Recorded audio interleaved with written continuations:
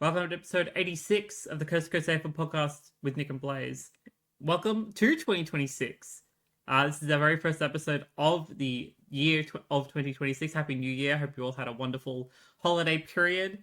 I hope if you're here in Australia, you're not sweltering too much from the heat of our summer, as is always expected.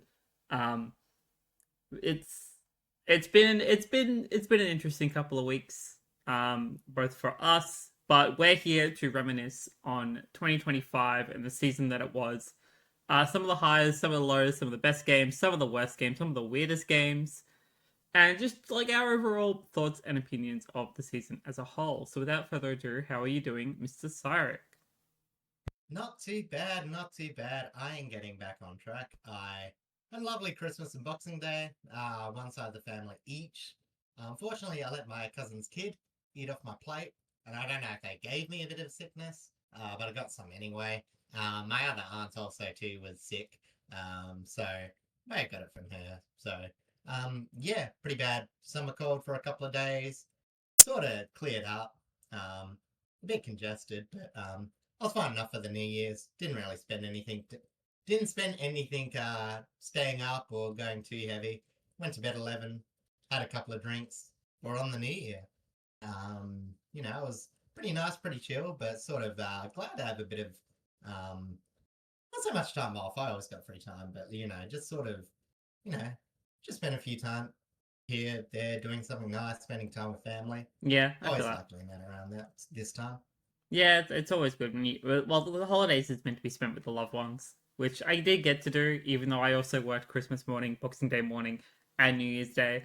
So I'm getting that sweet penalty rate money. But I also meant I was very tired.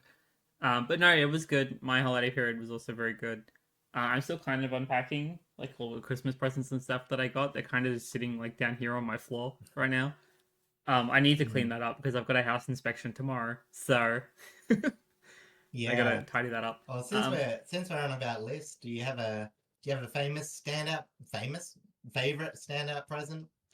Are you familiar with like the animated series Avatar: The Last Airbender? Yeah, yeah, yeah. Yes. So, there's a bunch of novels, graphic novels set Oh post, yeah. post that original series, and they're all canon. And I got the box set for Yeah, those for it's Christmas. between that and Korra, isn't it? Yes, yeah. So Because it's yeah. just like loose end stories and things like that that never Mm, were resolved in the series. So it's pretty yeah, cool. I'm sounds hoping to awesome. read through it at some point, which will be great. Do you? What is your Yeah. standout present? Honestly, I just bought myself idle because yeah, my mum normally buys a present. She wasn't feeling too well, but yeah, but I also got a really nice because we had a bit of a Secret Santa slash Kris Kringle, whatever you want to call it. Sort of a you pick one out of a thing and you can steal whatever. Oh yeah, There's rules, but it is what it is. But it was sort of meant to be a homemade or reuse sort of thing. So either from Goodwill, gifts you don't want but don't want to go to waste, stuff like that. So I'm getting a very nice Goodwill picture of a robin. Like it's a very nice just piece of Goodwill art, a bit higher standards than you normally find. It was under the $30 limit too, so yeah, that was pretty neat find. I fair don't have enough. too many paintings because I don't own a house, so I guess it's nice to have one. I'm almost becoming an adult. Don't worry. Cutlery Despite living and in a this painting. apartment for almost 3 years, I haven't hung anything up. Oh no, I've hung two things up, and they're in my Posters. bedroom. But that's because the hooks were already there. Yeah. But like anything like actually insert into the wall, I haven't done, which is probably a good thing. Yeah. Um, yeah. So this episode is going to be all about just us looking back on some of the highs and lows of the 2025 season. We're not gonna probably not gonna talk about off-season drama, or recent or over the or stuff that's happened over the past 12 months. We're gonna try and avoid most of that. But we will talk about some of the games that might have resulted in some off-season things. Um, because I know there are a few, but otherwise, most of these games are pretty self-explanatory and it's pretty fun for us to go over. So I'm gonna start so for our best game and worst games, we've done them by teams, and then everything else we've kind of just Sarek did most of this. I will be honest with you because I've been so busy. But it's just like Yeah. some of the best games all season, some of the worst games all season, and then the weirdest games all season. And then if there's any other games that we think of, we will add those as well. So we're going to start with your best game of the season, being Port Adelaide's 4-point win over the Gold Coast Suns in round 24. Yeah, should re-emphasize this is for our teams. So, yeah, it's pretty clear cut. I mean, there were some other good games. The win against Hawthorn springs to mind. Decent win against Sydney at Sydney, just to keep our season on track-ish. But unfortunately, this was when the season was pretty much over. Nothing to play for except Ken Hinkley's last game. And, you know, the Suns' second last game of the season, they just needed a win to be in the final series for the first time in the club history. Wanted to get it done. But what happened was a very brave and pretty, I would say, consistent four-quarter performance by Port Adelaide. Suns sort of had a bit of, well, they held the lead for 3 out of the 4. Oh, sorry, no, half the game. It was about half the game. Port just hit the lead in the last quarter. But yeah, as I said, it's just Port Adelaide. Very exciting movement. Weren't converting all that well, but you could just tell there was a bit of extra effort, bit of better movement in the overall ball carrying. You know what I mean? Mm-hmm. Yeah, and I think just in the scheme of things, it didn't really mean anything. And I know that people were saying, oh, Ken Hinkley won, you win, blah blah blah. But like, it was really nice just to have an era that may not have been defined by, premiership success, but had some really fun, entertaining wins.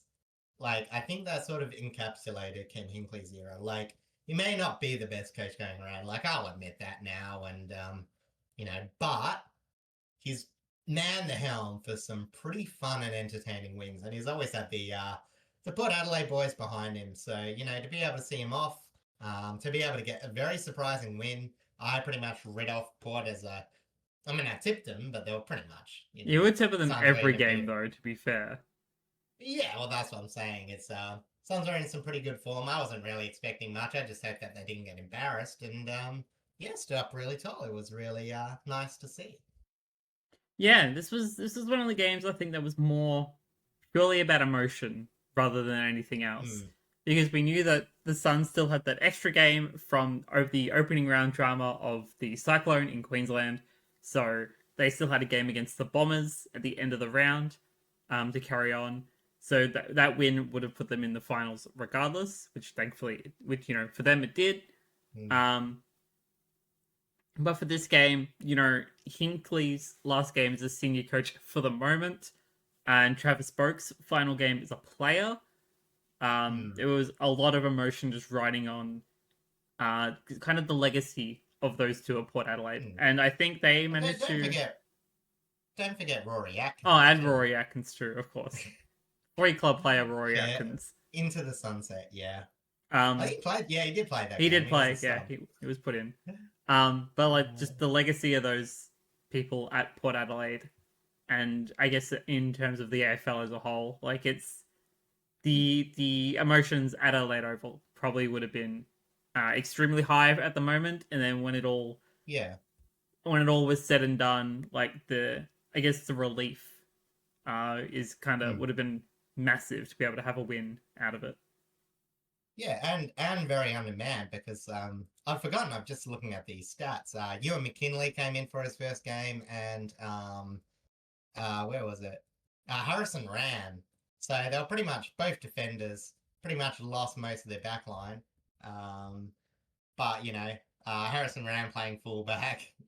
Only Zach Thatcher and Aaliyah on support. Lost to Saba. Lost someone else. I can't remember. Who'd be in that back six? I think what's his name? I can't help you on this one. Completely forgetting. The one that looks like Horn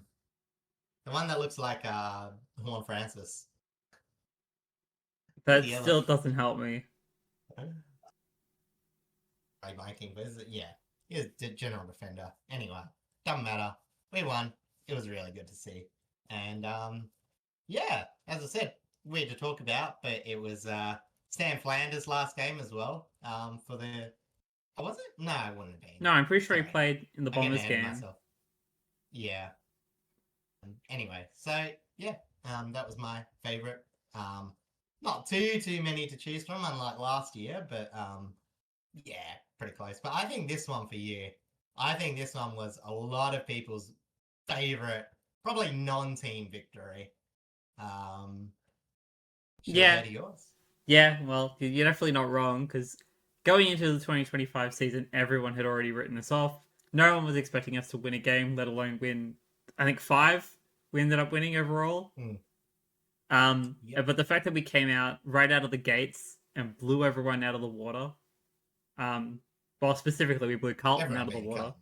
Yes, but like all of the media doubters and everyone else as well. Granted, I also Yeah, went into the start of the season expecting us to not win a game either. I did buy into it, but mm, to be proven wrong, to see the boys flourish, is always is fantastic to see, especially with our debutants that we acquired in the 2024 draft, being Harry Armstrong, Luke Trainer, and of course Sam Lawler, the number one draft pick. Like it was a phenomenal game to watch and to be at. Like the emotions just in the MCG that game were phenomenal. yeah, and I think also too the flip side of it, it happened to Carlton, and that's just funny, you know. Like, I mean, We sometimes love I feel bad for embarrassing a rival. Carlton, but it's just such a Carlton thing to do. And it sort of just signaled the start of the inconsistent Blues. Their failure of their forward line, kicked 9-15 that game to 13-4, which, as I said, for Richmond wasn't quite the standard for the year, but, got it done in this game. But yeah, as I said, it was just, you know, young team, lots of lead, wasn't playing badly, but still at arm's length away. And then to pretty much get it back near three-quarter time. In fact, they did hit the lead at the third quarter. I was drawn Or was at the third tied, quarter. sorry. Yes. Yeah. So, yeah, and then going on to win it. Not only that, kicking a few goals while holding Carlton to just one. That was pretty impressive. Normally you see teams get in and around, then lose a flurry of goals at the end. But yeah, as I said, Richmond just managed to get that strong victory. And it's not to like talk a huge amount of trash to Carlton. Like they played a damn good Mm. game for most of the game, but they're Yeah, it was more just inefficiency, really. yeah Like, and it would be the theme for Carlton in the year. Again, those inside 50s and not being able to convert 40 inside 50s to 65. I was just, yeah. It was pretty much a peak Carlton. If you picked like a Carlton game to represent the year, it would probably be this one. yeah. I mean the start of the downfall really did happen at the start of the season. But like Yeah. there are so many good moments from this game, and of course the big one being the Seth Campbell, somersault backflip, whichever it was. That's the one that everyone remembers. But the Yeah. passages of play of just it was like the Richmond of old. I'm pretty sure I said the same thing on the episode from Mm, this round. Is like it felt like the Richmond of the Premiership era. We were fast. mm. We were we were pressure players. We were quick handballs, like actually clean handballs. We played well off the ground. Like we did everything right, and it just felt like we immediately had a really good plan going into this season. And I think you can see in a lot of the games that we played, we were able to execute Mm. most of that plan, but we would just run out of Yeah. legs and just run out of gas in the tank towards the later half of the rounds or later half of the Yeah, exactly. quarters. Which was still good because, as I said, Kingsley's first season, with all the injuries, Uze. you could tell that they just didn't have the manpower. Um, and now this year, it was still, just 5 wins. But, a lot of it was similar, but they had the ability to convert a lot of those games into victories with still, let's face it, bugger all forward line presence. Like, Mm-hmm. still Tom Lynch was in and out. They didn't get Lafau except for a few games. So there was really no one there for most of the year. Um, do you remember who Richmond's leading goal kicker was? I would not be able to tell you off the top of my head. I'm gonna go to I April tables. think it's either Seth Campbell or It might be actually. Seth Campbell's kind of the main one that's coming to mind. I don't think it was. I'm trying to think of who was. I know like there were only like two players who played out the entire season. I'm pretty sure. Um, Yeah. yeah, I think it's either. I mean, it might have ended up being Lynch still, but I don't think it was. I think it was Campbell or it was like Nah, I Mansell don't think or so. something like that. Team totals. Yeah, because Lynch played 16 games. Yeah, Seth Campbell with 28, Yeah. Tom Lynch 26, and everyone else was under 20 with Mansell kicking 18. Okay, I Then wasn't. I Taranto of all people. pretty much had the top three. Not bad. Yeah, I would never have picked Taranto. And Yeah, then no, Lawler going at a Taranto stepped up a good lot in goal terms again. of scoring output from the midfield because it was like Mm. I like you could tell that players like Prestia wanted to when he finally came back in and actually played consistent Mm. games. But he was so much better just in the guts of traffic. Whereas being able to Yeah, pass it through to exactly. Taranto and to Hopper and to get out onto the wings, it just worked out better that way. Yeah, so again, um, sort of going a bit off topic here, but as I said, that Richmond forward line um did struggle a lot, but as I said, and you take that out of the way, like there were some good passages as a play. Their defense, when they weren't just arm wrestled over, was actually pretty good. So, Mm-hmm. um, yeah, some subtle signs for next year. And haven't really said it, but it's 2026 now. All of the teams are on the same amount of wins. Yep, correct. Port's on the same amount of teams as Richmond, and Richmond's on the same amount of wins as Adelaide and Brisbane. So, you know, Like, right the now, it's world's the anyone's oyster. game. Because this next session is what we're forgetting about 2025. And yeah, I've gone for technically two losses. The round 20 going into round 21. Port Adelaide had a breath hair's chance of getting into finals. They needed to pretty much win out. They're up against Adelaide and Geelong back to back, and they lost against the crosstown rivals by 98 and lost to Geelong in the next game by 88 after getting absolutely spanked by them. Earlier in the year, Mm-hmm. they were starting to lose players, and yeah, as I said, the season just looked pretty much cooked from here. Yeah, there wasn't really too much good for it. The Adelaide one, it was close for a quarter. It was. That's about I'm all you can looking say at the for it. And timeline then, now. Like, you pulled it back in the first, and then it was just nothing. yeah, but it was pretty much domination. Our defenders couldn't do anything. All the tolls got on top of us. Um, yeah, as I said, Ben Keys kicking 3-4 against us. And us getting absolutely dominated by Saliga. I remember him having a absolutely huge game. And just, yeah, some of the inefficiency from Port Adelaide. Their skills weren't up to par. Their forward line absolutely butchered it. It's like they still had 43 inside 50s for 5 goals, 5, which isn't great. Bro, that is 34.9%. very low conversion, but Yeah, efficiency inside 50. So pretty much out of it. And then it's like, well, you're out of it. You still want to like put in some effort. And then yeah, we go to Geelong and they absolutely spank us at Goomba. And this game, it was probably more of a spanking in terms of like how much offense was kicked against us. Mhm. I mean, it added together like 23-15 and 2013 kicked against you in back-to-back weeks. A total of 186 points. Pretty bad. pretty bad. And yeah, I mean, there's not really much you can say about this one either.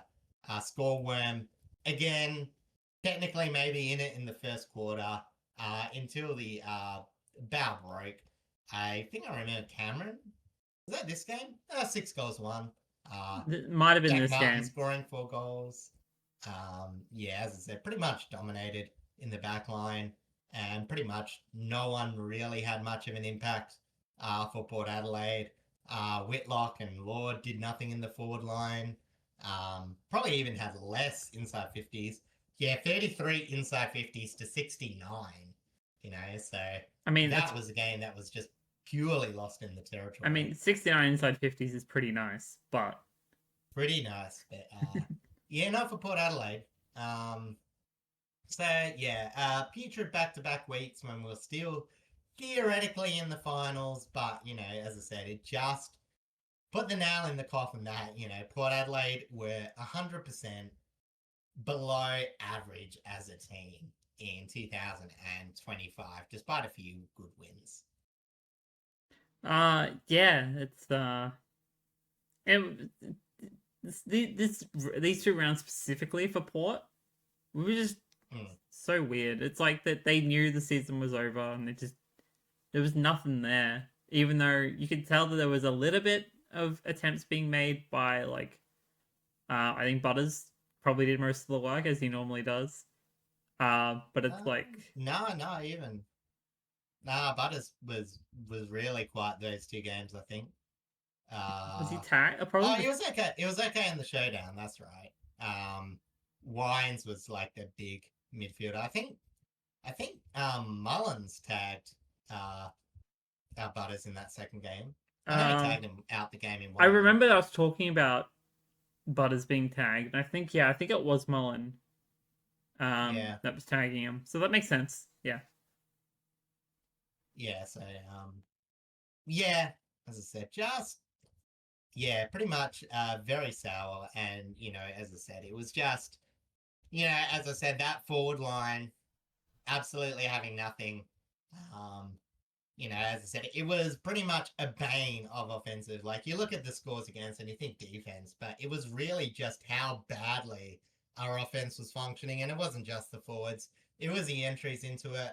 I think both games featured a heavy amount of scores off intercept. Mm-hmm.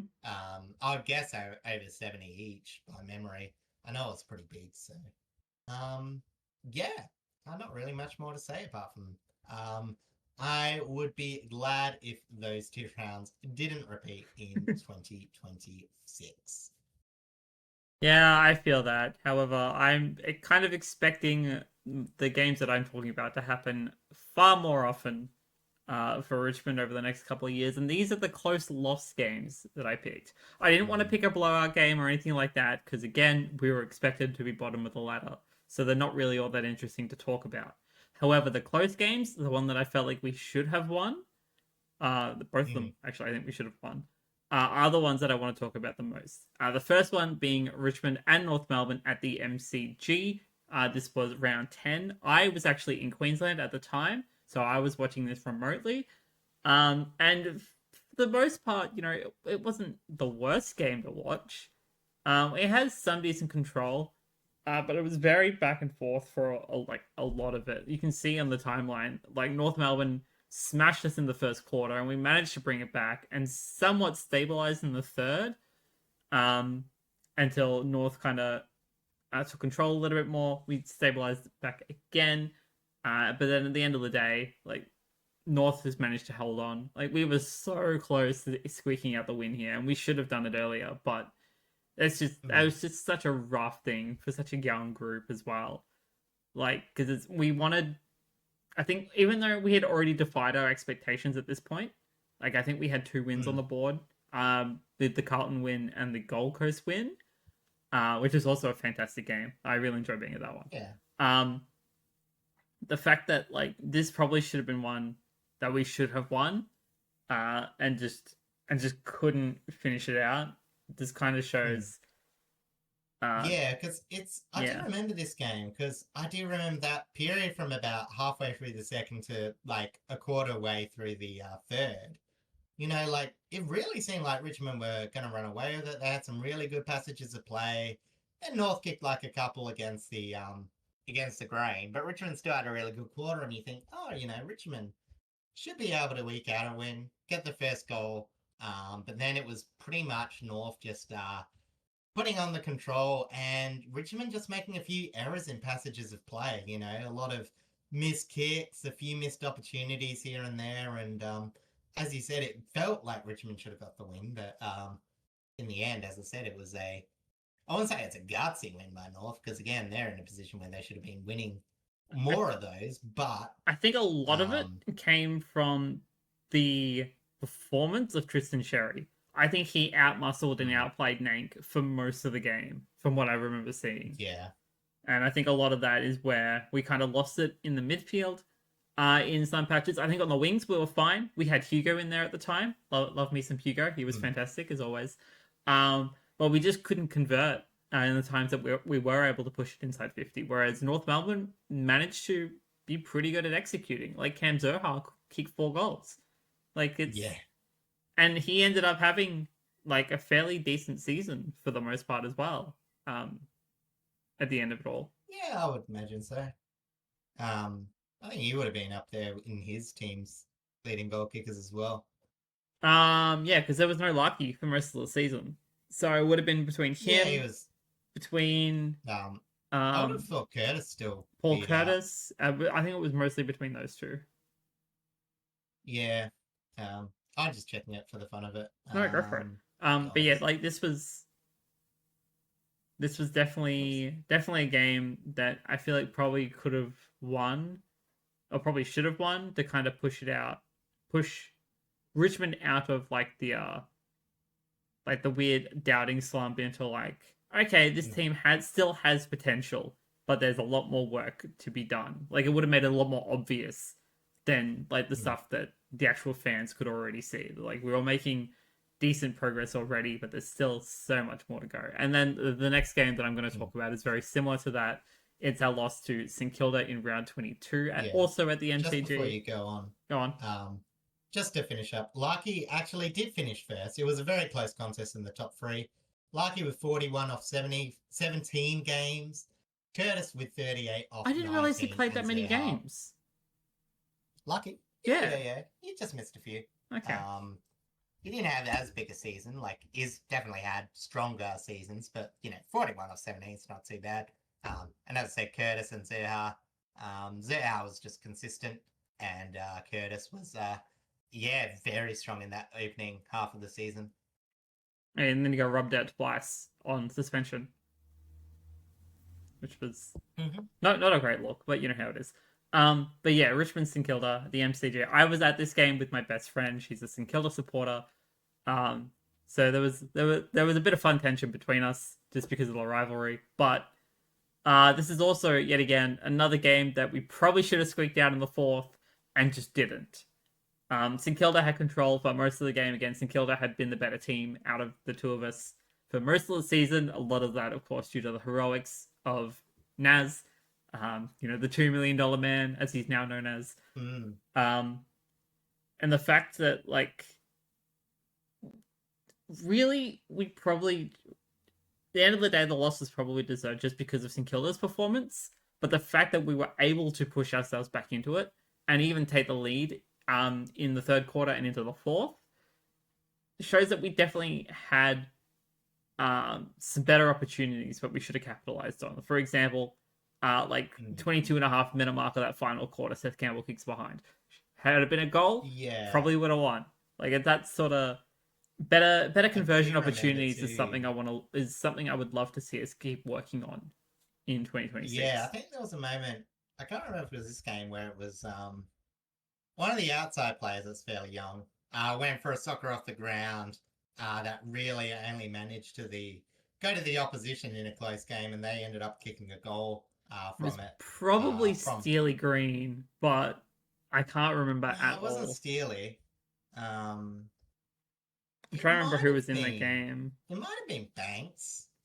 No, it wouldn't have been Banksy. No, Sonsi. I think it was Sonsi. Actually, it does sound like Sonsi. Sounds like a thing he would do. Yeah.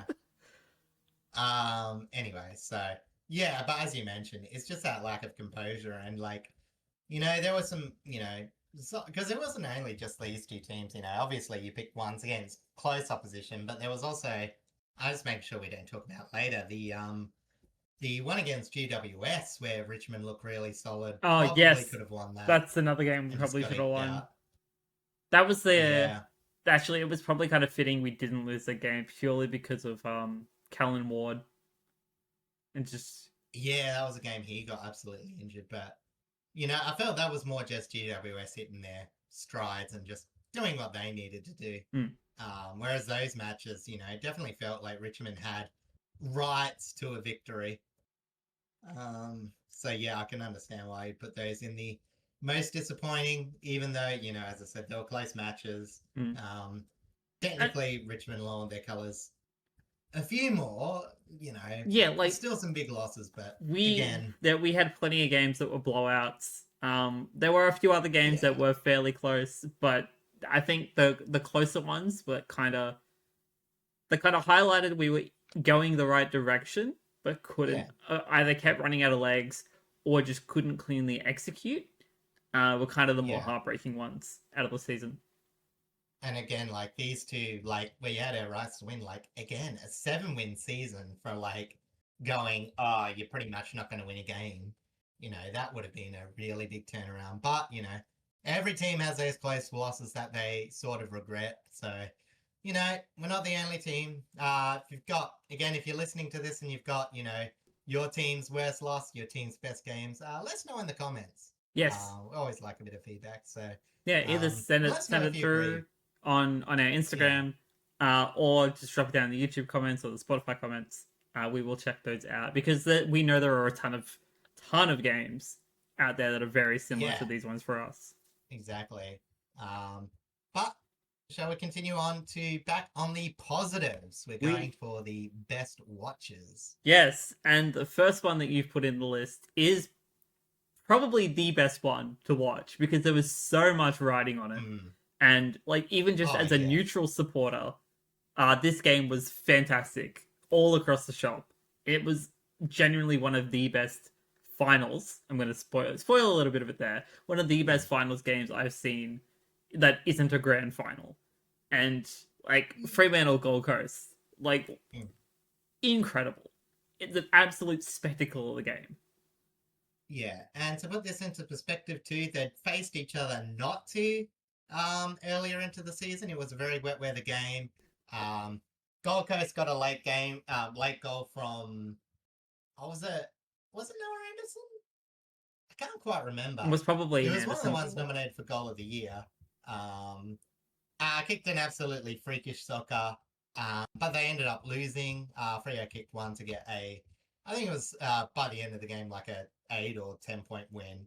And then this game, Fremantle at home did just enough to get their spot with or home final with a really good win against the Western Bulldogs. Whereas the Suns, as I said, just with a few losses here and there, fell just under it. But they made finals for the first time, absolutely big. And, as I said, it was announced in the final series it was going to be David Swallow's last hurrah, basically. However far he went was the length that he was going to play for the rest of the year, Mm-hmm. and for the rest of his career, I should say. And what happened was a very back and forth contest. It took a while to get going before the floodgates sort of opened. A lot of goals from the big men for Fremantle, but it was the Suns late that just came back in pretty unexpected circumstances. It seemed like Freo should have tied it up. Well, sorry, Fremantle got the comeback. That's right. Sorry, I read the score worm upside down. Um, but yeah, as I said, Freo, the big men ended up bringing them back into the game, I should have said. Josh Tracy, Mm-hmm. Patrick Voss continuing his really good back half of the career, back half of the season, I should say. Luke Jackson kicking that clutch goal to get him in behind. Then Mac Andrew finds his way forward, kicks a goal, and the behind of his career, David Swallow, I think I called him Andrew before, kicks the behind to get them through. Gold Coast hold on, And and you and know, not even to mention that like he'd also snapped the longest streak of not playing in a final since being in an snapped the AFL longest streak of system. not playing in the final, and would have gotten more finals victory to anyone who's played every game at Essendon in that time period. Correct. So, you know, sorry Essendon fans, it had to be mentioned, but yeah, no, absolutely fantastic. And as for Freo, absolutely heartbreaking. There was that. I don't want to give it too much credit because the West always puts like baity headlines in. Um, but you know, they put the headline out saying like, "Oh, home finals." You know, something about this game going to be easy or something like that. Winning at home is easy or blah blah blah, Yep, and I end up remember. losing. So, yeah. Again, don't want to say they jinxed it because yeah, as I said, the West Australian is one of the worst newspapers in the state, and it's not even Murdoch schlock. Um, but yeah, as I said, very disappointing for Freo fans. Absolute heartbreaker. But for a team which had won a lot of clutch games off its tolls, you know, this one where they couldn't quite get it done in the finals, would have stung. But it'll be a very memorable one. In a final series with not too many close games, it should be said too. Yeah, a lot of the finals for this season were somewhat one sided, but this one easily capitulates what the finals should be, and it reminded me a lot Mm, of the West Coast Port 2017 um yeah.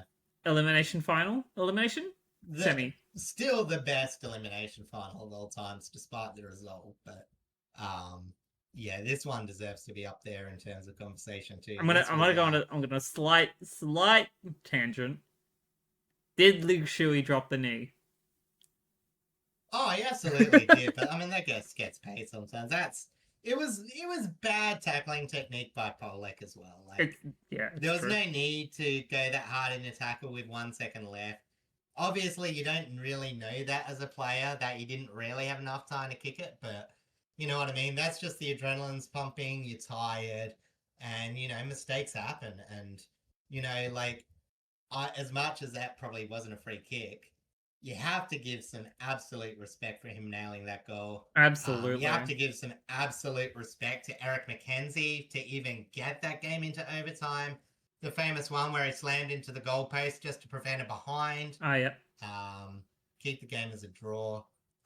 Absolutely fantastic. So, yeah, a bit of a tangent. But yeah, as I said, again, heartbreaking, and like that was the only exciting game in that final series too. I remember that.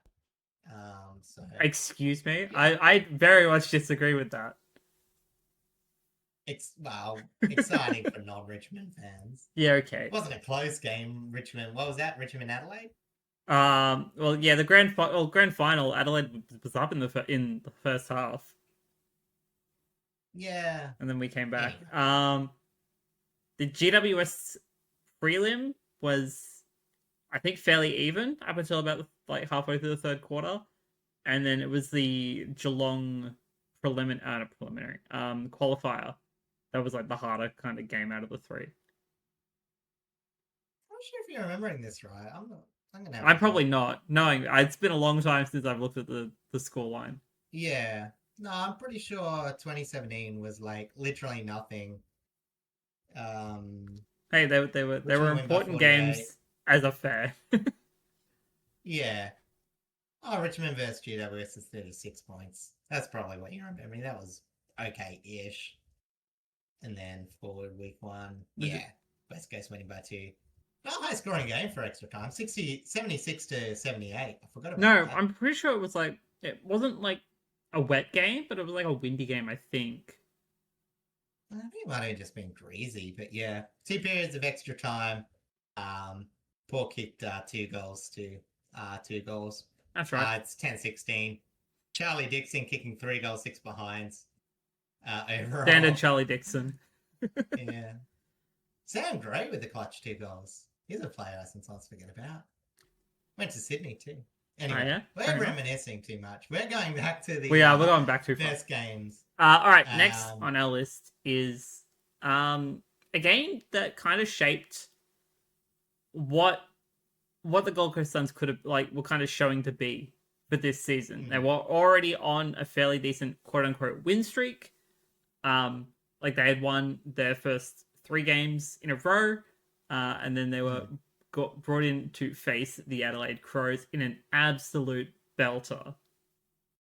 Yeah, this was. And look, obviously, we're going to say it. Everyone knows that the controversial non-mark to Rankin was wrong.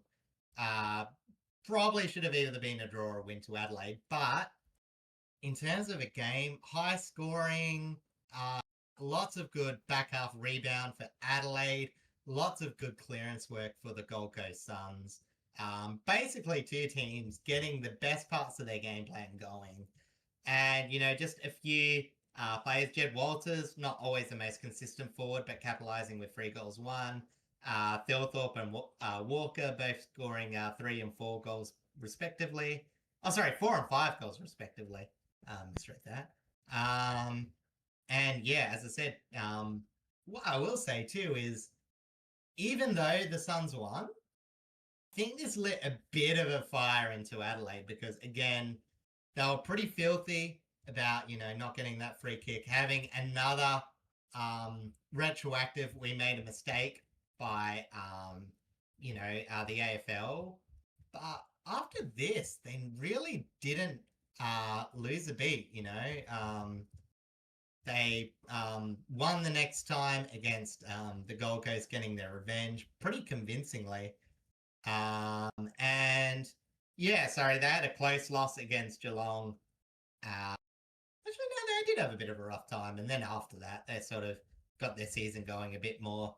And maybe you call it fleeking their way into the top spot, but, we're consistent enough.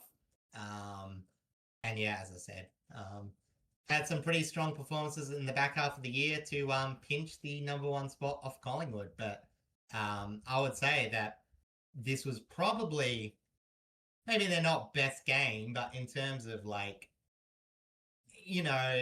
again, of what they wanted to do, of what they of what is presented as good footy watchability wise. Mm.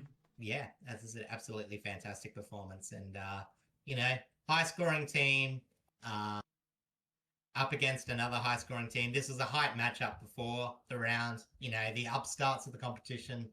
And it delivered in spades. And I think, it really, it was like one of those rare lived up to the hype matches. It doesn't always happen, but, yeah, it did.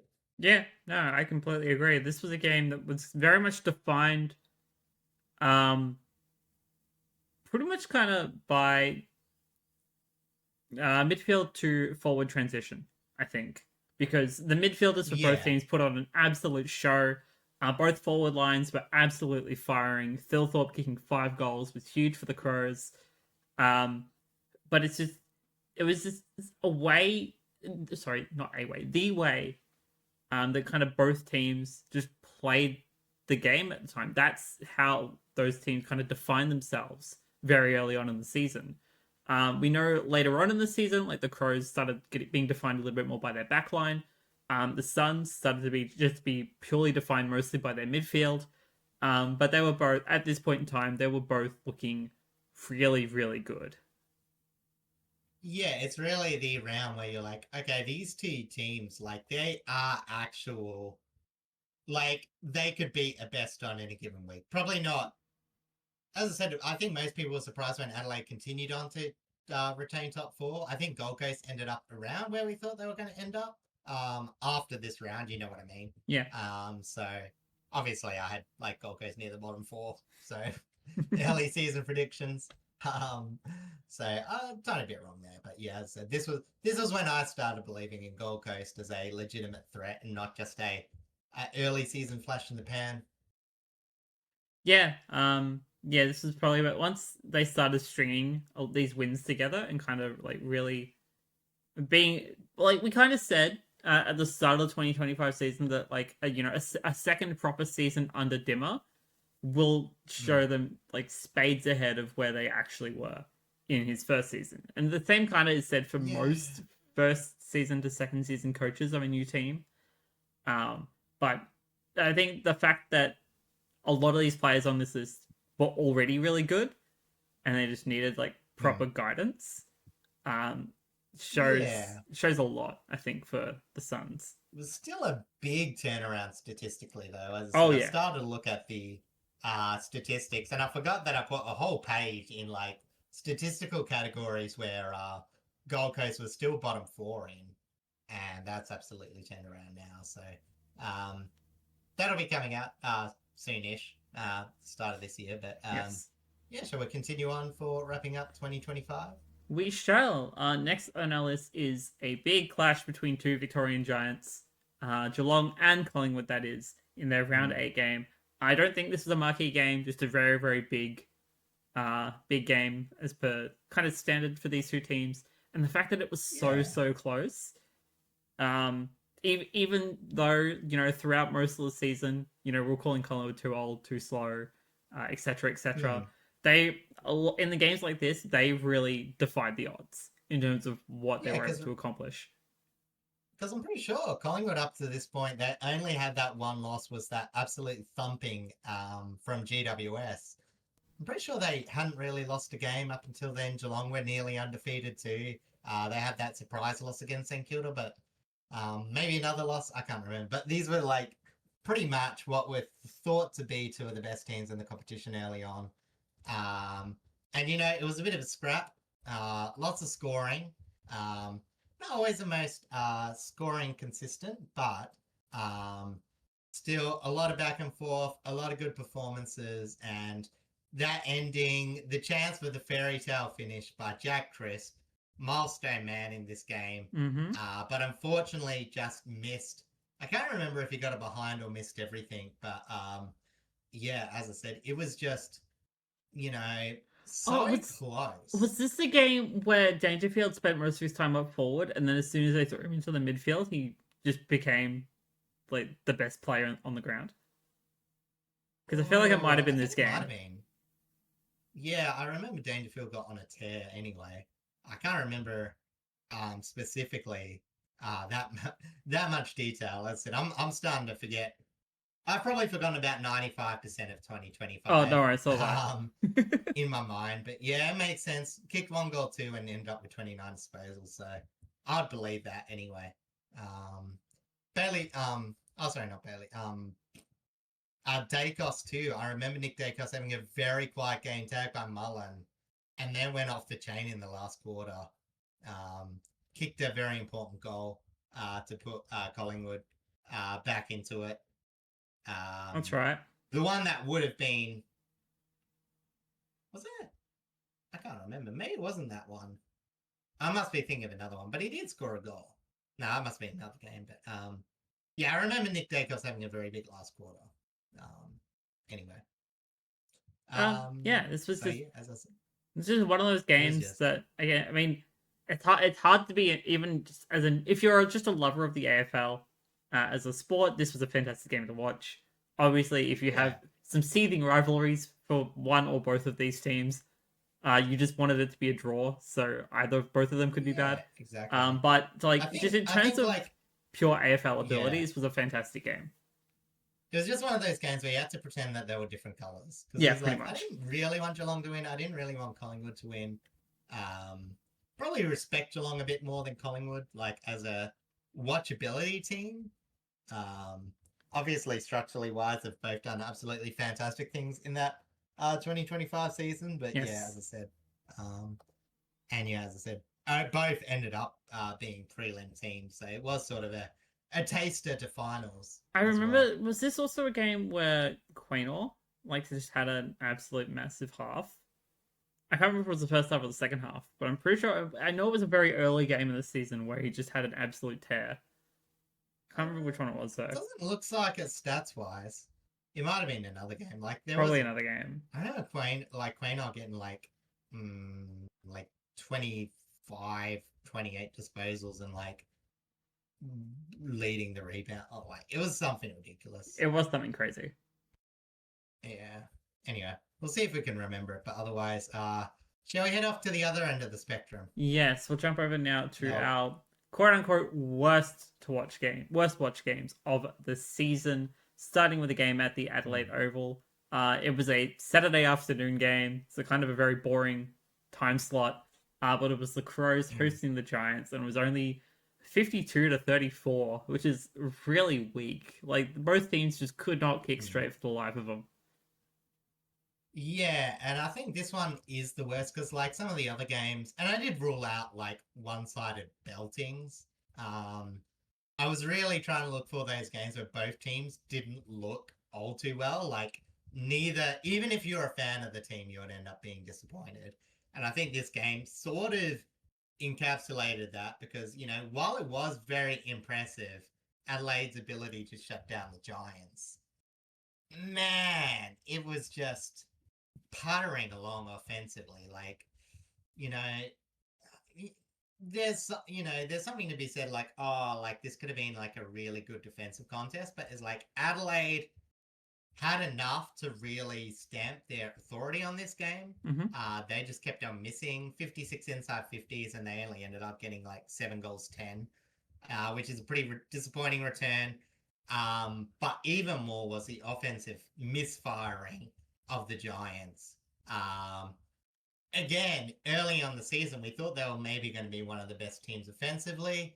They're still putting out a pretty decent forward line lineup. I know that Jesse Hogan wasn't playing, but Aaron Cadman, Jake Stringer, Toby Green, Darcy Jones And having a really good And just as a side year. note on this forward line, this was the season where Aaron Cadman finally came into his own as a tall forward, as Yeah. the number one draft pick from his draft class, and like it's huge that he has finally developed into an incredible forward, but at the time, they needed so much more.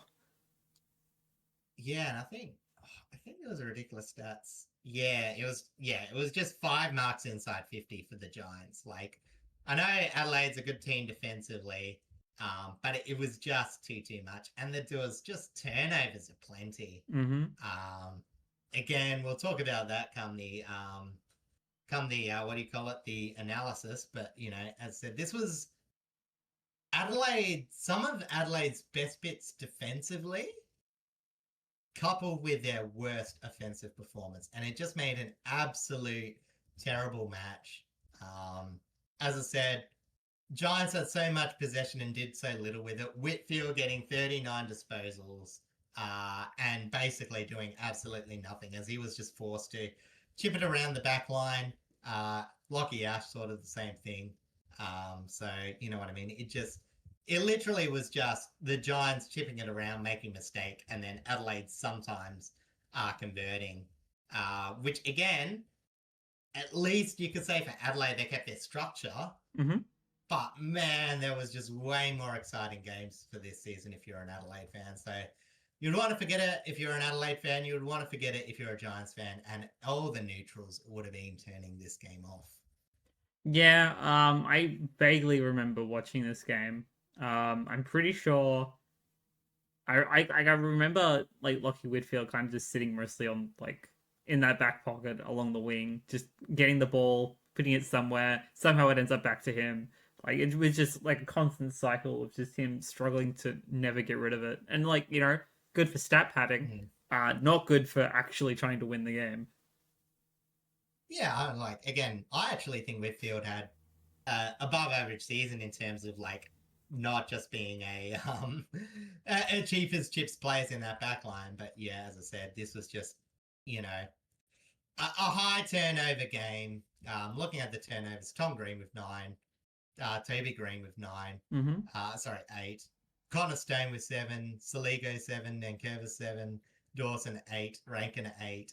There were just so many players turning the ball over. It was just bad. In fact, there Yeah. was only one player without a turnover, and that was Sam Taylor. So everyone had at least one. Speaking of Adelaide, though, they are also part of the next worst game to watch in 2025. This was up against Yeah. Hawthorn in round 14. This might have been a really windy game or something. I can't remember. No, But it was this just, was the Tasmania needs a roof game. If you remember that. I mean, it Oh, was like blustery. yeah. Oh, yeah. I do remember this. Like this was the really really windy game. This was Yeah. this was a horrible watch. Yeah, exactly. So again, absolutely no team, neither team could get match momentum. There again, typical Adelaide game, turnovers aplenty, no movement from halfback, and some pretty bad goal kicking, even with the breeze. Taylor Walker 0 goals 3, Riley Thilthorpe 0 goals 3, Josh Rosselli 0 goals 2. Didn't really help Adelaide's cause as they kicked 5-14 for the game. Mm-hmm. Hawthorn just got better with 6-11. But, as I said, the only thing that you could say for this game is that it was technically a come from behind victory and it was really close, but it was pulling teeth. Like, I remember watching it and I was like, do I really, like, even if this is close, do I really need to watch out this game? And it's like, what? Yeah, 3 behinds to 4 to start the last quarter, where the game was there to be won. It just felt like nothing was going to happen until Hawthorn get those clutch last few goals. Um, but yeah, as I said, it was an absolutely dreadful game. Probably not the worst one on this list, but I did put it on just because it caused a stadium to probably get forced to be built. Like I said, they were still maybe tossing up. Oh, maybe we just have like we'll do something with the we'll patch up Launceston, yada yada yada. But like as I said, this one was a game so bad that it caused the AFL to bully Tasmania into building a stadium with a roof. Pretty much. Like we don't need games like this where that it's just Hmm. like the ball gets kicked into the air and the wind takes it to the other side of the state. Hmm. Yeah, there were some good win games like this. Well, not good, but there were some more exciting win games. It was just yeah, this was the worst possible outcome, and it was a game that was with high hopes for. Adelaide had started to come back up the ladder after having a bit of a lull, and Hawthorn were looking to be top 4 contenders. And yeah, as I said, this game just sort of happened. Pretty much. That's pretty much just how it went. Next on the list is a game that I remember very, very Mm. well. It was a round 18 game, Richmond versus Essendon, rematch of Dreamtime, and it was not good at all. It was a horrible game. I'm pretty sure I was there for it, and I remember it just Mm. being so boring. I think that this, like, I know we haven't really ordered many of the things. Like, I have no idea if I'd rate the Fremantle versus Gold Coast over Geelong versus Collingwood, or even Gold Coast I versus Adelaide. personally Like, would. I think Fremantle Gold Coast was one of the best games of the yeah. season. But, like, for me, I could, like, make a case for either. This Richmond and Essendon game was just by far the worst. Like, nothing was going for it. Both of these teams had already been eliminated at finals for this point, I'm pretty sure. Not that Richmond was going to make Um, it anyway, but yeah. yeah, Richmond sort of were trying to get some things. Essendon had probably reached rock bottom in terms of injuries, and there was hope in the first quarter, and that's what kills this match. That this could be at least an entertaining contest. 3-4 to 3 goals. And then the next quarter, 3-5 to 3-6. So that's 1 behind to 1 goal 6. Then 3-9 to 4-10. So 4 behinds to 1 goal 4. Mm. And to finish 6-10, 4-13. Essendon finish on 1 goal 3. Richmond at least getting 3 goals, 1 behind to finish off. So technically, they finished off accurate, blistered home, but it wasn't just the goal kickings. The turnovers in this game were absolutely horrendous. It was some of the worst field kicking I've seen in a game with not that much tackling pressure. 72 turnovers to 66, both teams going above average, but you know what I said, it was just Yeah, as I said, 32.6% efficiency inside 50 for Richmond, 29.1 for Essendon. And yeah, as I said, it was literally nothing this game. It was, the result was meaningless, nice for Richmond. Uh, but, as I said, I think both fans were just like, man, just end the season. Richmond did have some better performances before the season's end, I think. I think they managed to eke out another win, didn't they? Um, I'm gonna say yes, but I can't remember what. yeah.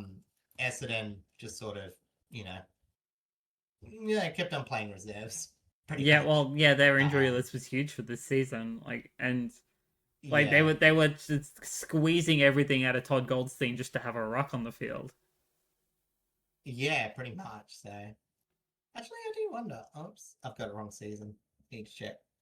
Maybe they didn't win. Neither team maybe won after I that. can't I I don't know. So can't round 18. remember. I don't know. I don't think we did. I want to say yes, but I don't remember at all.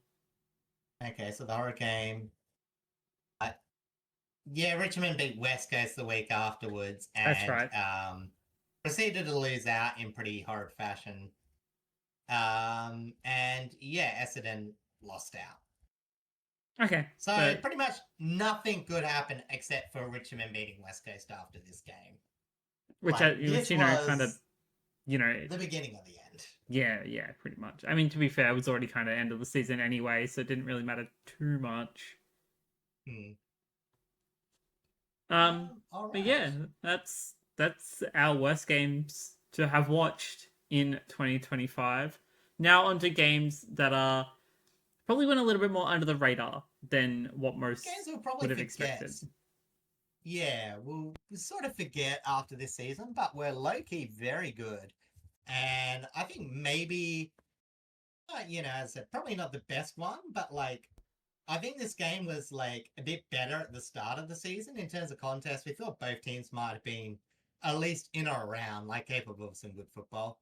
Um, but yeah, as I said, Giants just came off thumping Collingwood. Melbourne look a bit of the underdogs, but ended up playing a very decent game. Controlled a lot of the game, had the lead for most of it. But they could just never quite put the Giants away. The Giants always kept coming back. Um, yeah, Cornelia ended up kicking three in one of the rare appearances of him. Mm-hmm. Melbourne had a few people that, probably wouldn't kick that many goals later in the game. Thomas Jefferson kicked a couple. Petrarca kicked a couple. But just puttering along.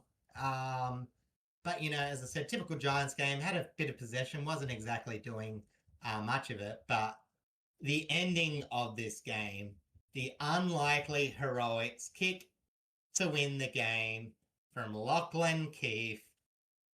I remember it as like 55 meters out. It was probably more like 52, 51. But it was a big goal for not a known goal kicker. It was an absolutely beautiful roost. Just eked the Giants in front after, multiple attempts at trying in the lead. They'd got a few behinds before that in this quarter. Mm-hmm. Yeah, and as I said, it was just, a very back and forth game. Probably at a time where Melbourne could enjoy this because they still had a bit of optimism for the season.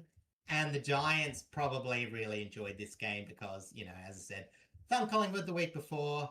Would have been very disappointed if they then gone and lost this game, but held strong Was through this the back of the was this fringe line. also the game where Cosy Pickett kind of like went on one of his huge tears? Nah, this wasn't a Cosy Pickett game. I'm not even sure if he played, to be honest. I think he missed a couple of games near He the did miss a start. couple of games, but I don't remember which. Yeah, I think he was suspended because of the he did in the wasn't final series. It was before the finals. He got ruled out for the first couple of games in the season. Oh, that's right. Yeah, he did. Forgot about that. Yeah, so it was without Cosy Pickett. So I mean that's also a bit towards in Melbourne's favour as well. Um, you know, they have Ed Langdon lined up in the midfield, so at least on the team sheet. I don't know how much he actually played inside mid, but his name there.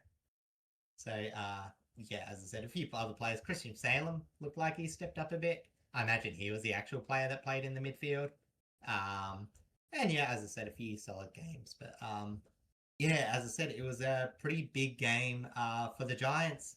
And as I said, like Lachlan Keefe, again, had a pretty workhorse game. 6 tackles, 14 hitouts as a backup ruckman, 4 clearances, a goal assist, and kicked the winner without having a huge stat games. Uh, Pretty important. So, yeah, Lachlan Keefe retired this year. Farewelled him onto the sunset, but I thought it was fitting to mention that game because, again, no one's going to remember it early in the season, you know, but, you know, as I said, really good game. Yeah, I agree. Next on the list is the very first showdown of the season, and I agree actually with putting this one in here because whilst showdowns and the other rivalry based games normally are highlighted a lot, I don't think out of this one and the second showdown match, I think this one definitely flew under the radar a little bit more. The second showdown match was when we got absolutely spanked. Exactly. So yeah, so that's pretty fair. But yeah, this was when Port Adelaide, I think they just like got a soft win maybe before this one.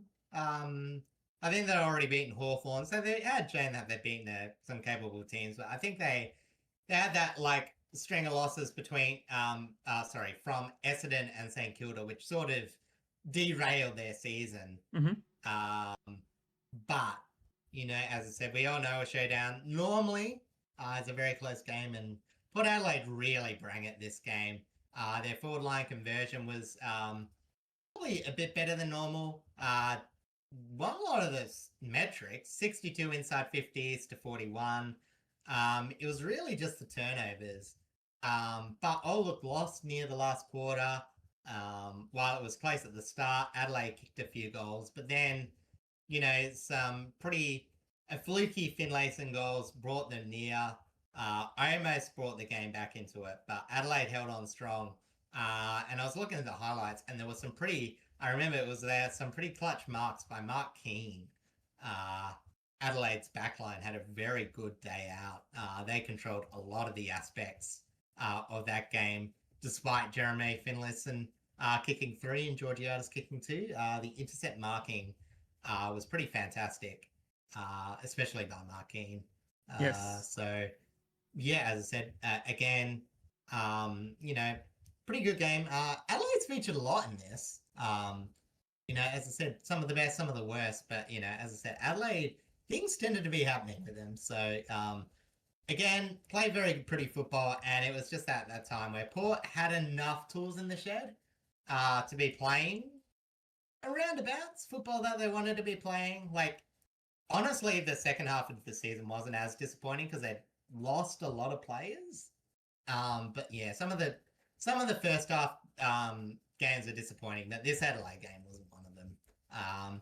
It was just a really good match, and unfortunately, as Adelaide tend to recently, they've eked out a few of the closer matches in recent history. So yeah, not good for the showdown count.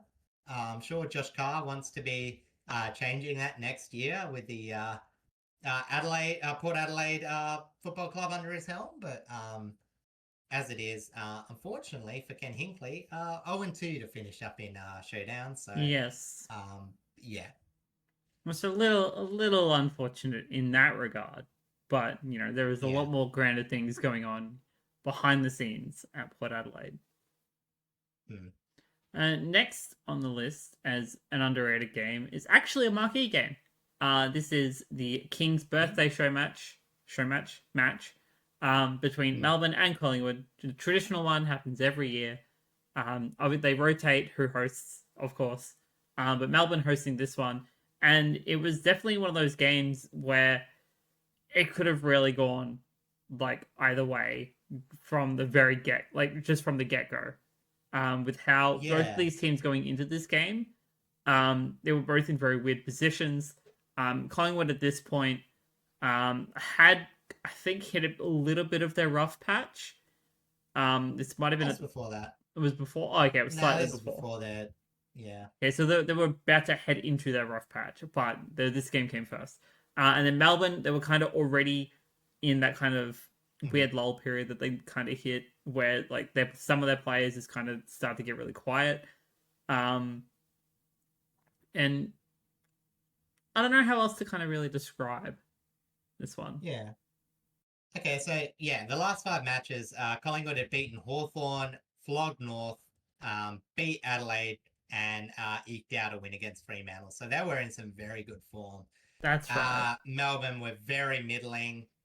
Did manage to win against Brisbane, but otherwise lost fairly convincingly to St Kilda and Hawthorn. Wait, Solid win against Sydney, hang but on, they what were was the date struggling. for this game? Uh, June the 9th. I You think were I somewhere. was at the game against Brisbane. I'm pretty sure. Were you? I think I Oh was. yeah, you were mentioning, yeah. I think this is the game where we were both think like Cozzy Pickett got on a bit of a tear with his 3 goals. He played a Might have very been this one that influential I was game. thinking of. Yeah. And this was the one where Nick Dacos kicked a very nice late goal.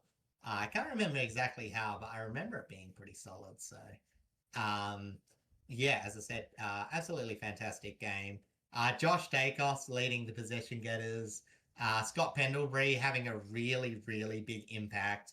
But Melbourne's midfielder, after having some shocking games, um, went pretty well. And this is the game where Isaac Quaynor also got 25 disposals. We were talking about it There earlier, we go. and a really good rebounding. I remember him being one of the better players of this game. So, um, yeah, I don't know why we thought it was other games, and it all comes down to this I one. know But Quaynor had a couple of very good games throughout the season. I just couldn't yeah. remember like who they were playing. But yeah, again, Melbourne, like a lot of Melbourne games, they managed, well, good Melbourne games, I should say, managed to get a lot of possession in inside 50s, failed to convert a bit, but their defense was doing really well. Their midfield absolutely dominated. It was 16 center clearances to 7. Only winning the stoppage clearances why 1, but, still managed to have a big impact. Gorm was having an absolutely fantastic game. Very high pressure. And all it was just Collingwood having a few better moments. Just scoring a bit more efficiently and ending up getting the win. But, as I said, the Neil Danaher game, you always like that to be close. Probably wanted the win for Neil, but at the same time, there have been some absolutely putrid Queen's birthday games, whereas this will go down as one of the better ones. There's probably been better games, but I can't think of any.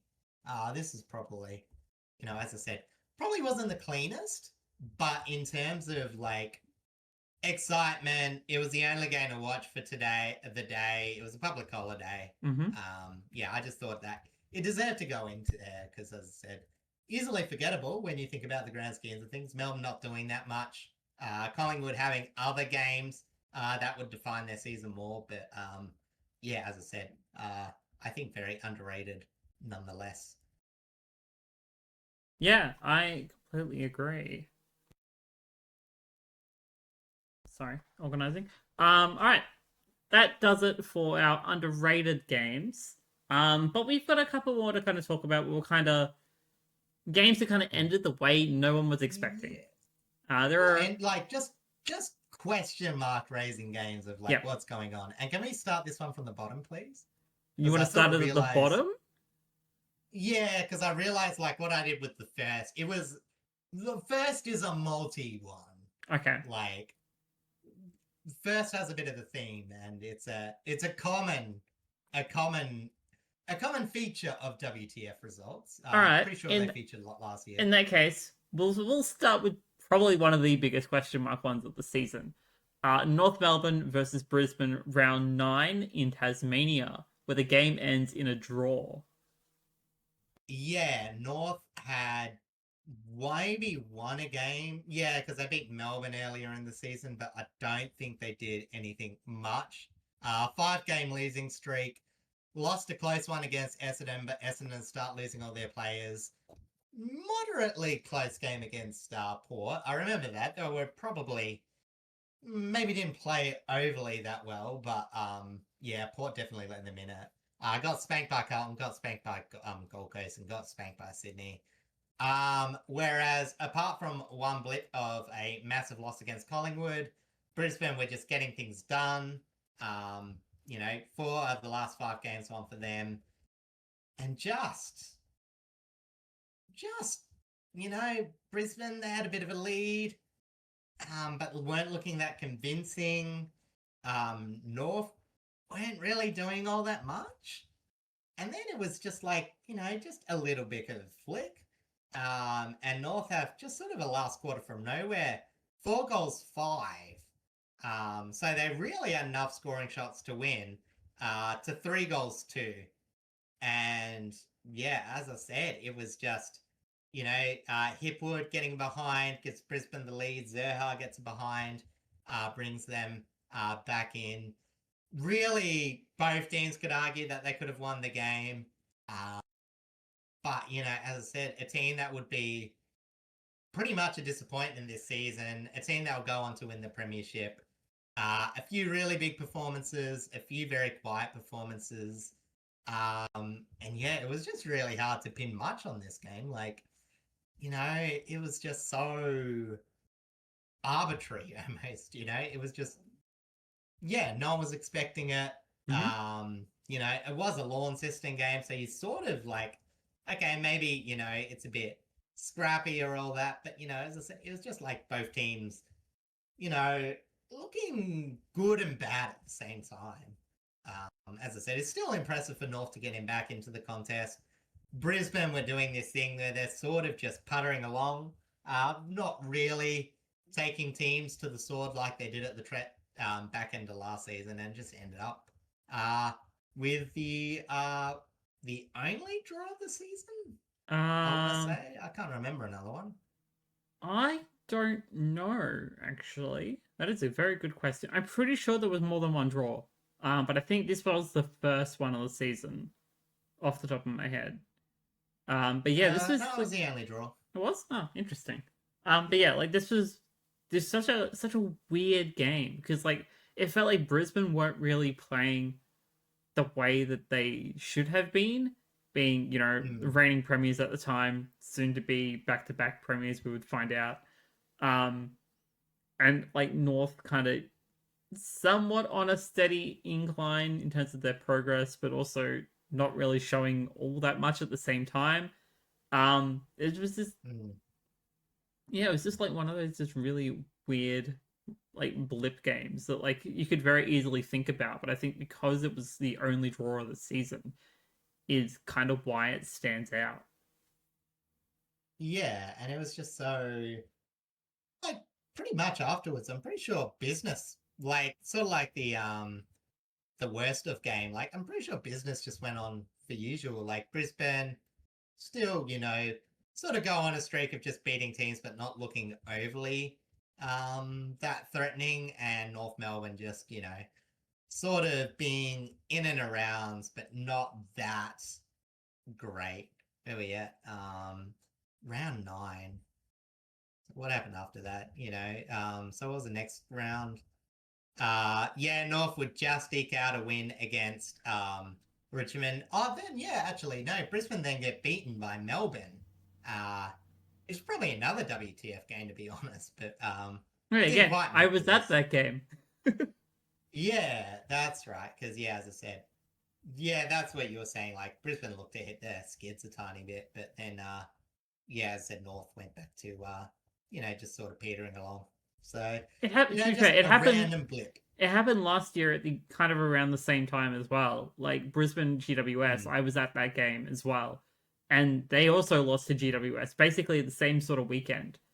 And it's like it seems like just there's a weird patch of time, like in May and June, where Brisbane just kind of slow down a little bit in terms of their output. Yeah, exactly. Now, I know this is like pretty weird to put this game into the next one. If you were watching this game, you would not be able to predict like the way that this game ended up. Like this was an absolute aberration Mm-hmm. for Sydney. It was a game where Essendon had just started to lose all their players. Was it 5 outs at the start of this game? Jordan Ridley out, Jay Gresham out, Jai Menzies out, Elias Sarsis, I think it was an omission, and Harrison Jones out. In Caldwell, El Hooley, Shield, Archie Wicks, and Lewis Hayes. Essendon, despite going into this game with a good run of form, won 4 of their last 5 off a very easy schedule. I say that as Port Adelaide were in that, but, going well. Sydney were up and down, but did have a good win against GWS. But just the way that this game happened, where Sydney absolutely couldn't hit the side of a barn door, had all opportunities to win, so many more. I'm pretty sure the inside 50s were pretty out of whack towards Sydney, or there was just something weird. The inside 50s were 45 to 61. Yeah, 45 to 61. That's right. And yeah, as I said, efficiency inside 50, 33 to 39%. Not many were registering a score. It's just the scores for Essendon were 7-1 and the Tour Sydney were 8-15. I'm pretty sure that this was the biggest Wheelo, not Wheelo, what do you call it?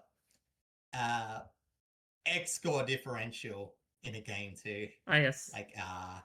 Yeah, in terms of the expected score, it was pretty weird, but I'm this was also one of the few games where Zach Merritt didn't have a huge impact either. He had only 19 touches.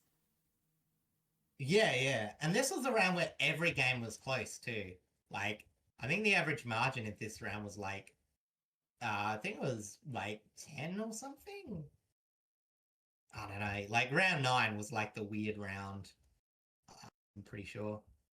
Collingwood by 14, tracks. Carlton by 15. Hawthorn winning by 35 was the largest margin. Essendon by 8, Gold Coast by 10, Adelaide by 5, Richmond by 2, Giants by 4, and the draw that we talked about before. Yeah. Weird round.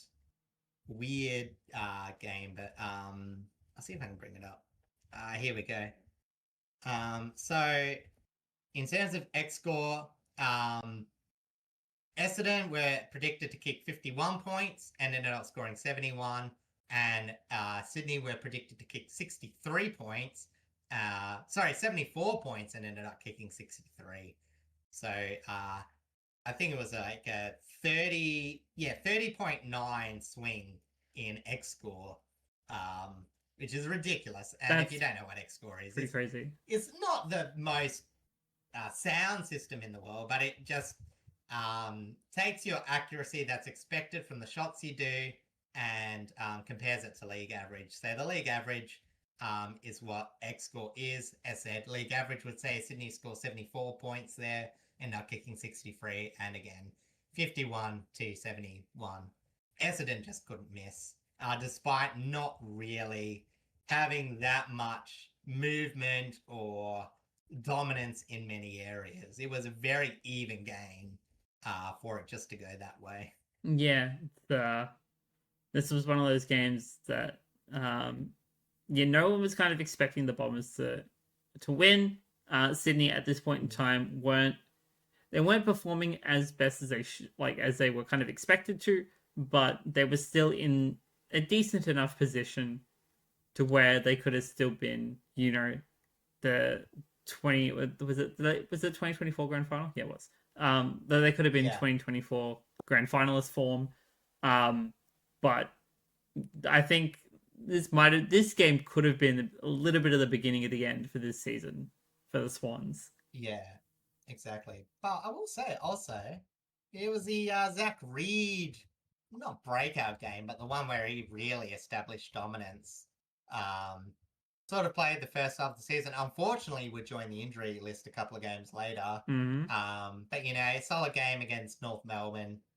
Okay game in a few of the ones beforehand. But yeah, I remember him sounding absolutely fantastic. Randomly got 133 Supercoach points as well. So not bad. For the two people that had him in their fantasy. Congratulations. That was a bit unexpected. But yeah, 14 marks, 5 intercepts. And yeah, as I said, a pretty big game before he would get unfortunately injured a couple of rounds later. Yeah, it's that's an injury toll. Really just kept going up and up. Yeah. However, we now move on now to the game that everyone remembers, the modern day Miracle on Grass, as it is called, the $2 million man moment, as Mm. that fourth quarter would also be called. It's the game when Isaiah Wanganeen-Miller absolutely tore it up in the fourth quarter against the Demons, with the Demons having control of pretty much the entire first 3 quarters and then just letting it slip away. And yet the biggest robbery of this game was that Naz did not get the 3 Brownlow votes.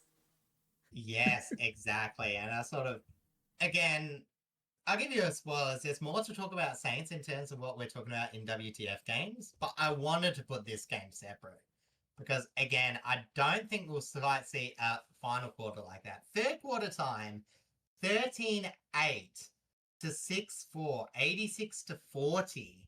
The biggest fourth quarter comeback in AFL VFL history from Mm-hmm. 46 points, kicking 9-2 to 0-4 in the last quarter. It was out of nowhere.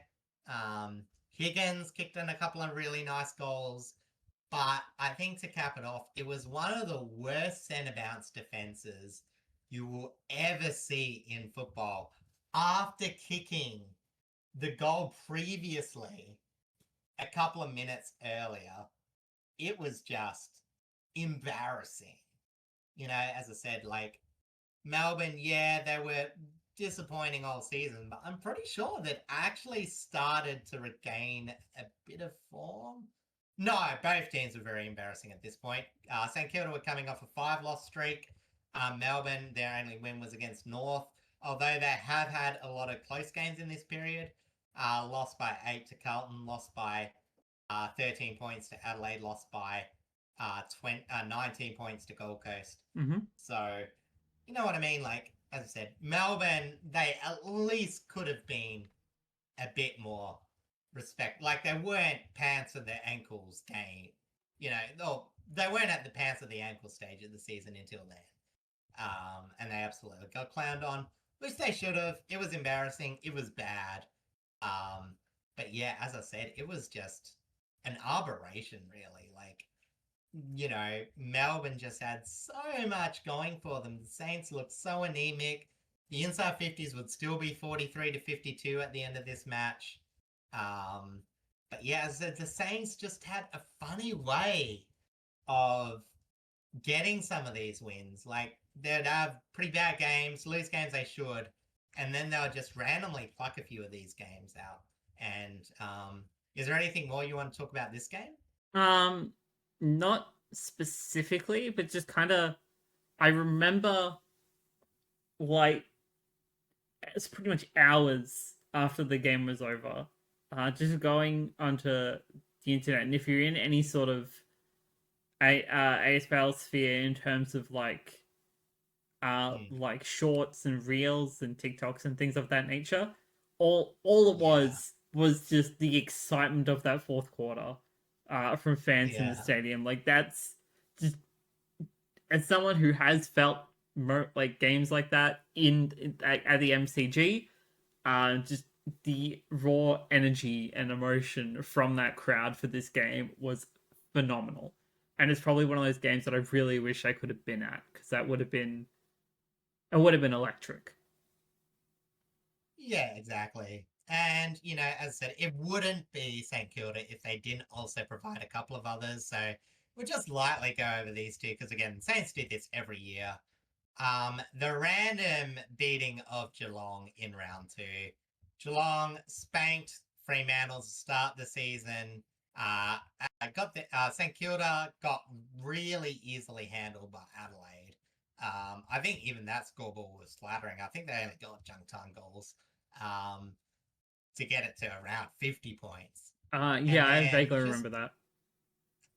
out of nowhere, like I know St Kilda absolutely dominated this game. Like, this game wasn't close. Like, Geelong, I don't think they were ever really in it. I think, St Kilda still had control, even though technically it was a 7-point margin. Mm-hmm. But, man, it was just out of nowhere. Jack Higgins kicking 4 goals, just kicking so many random goals out of nowhere. Their movement was randomly fantastic. I think it was some of the best ball movements the Saints had all year.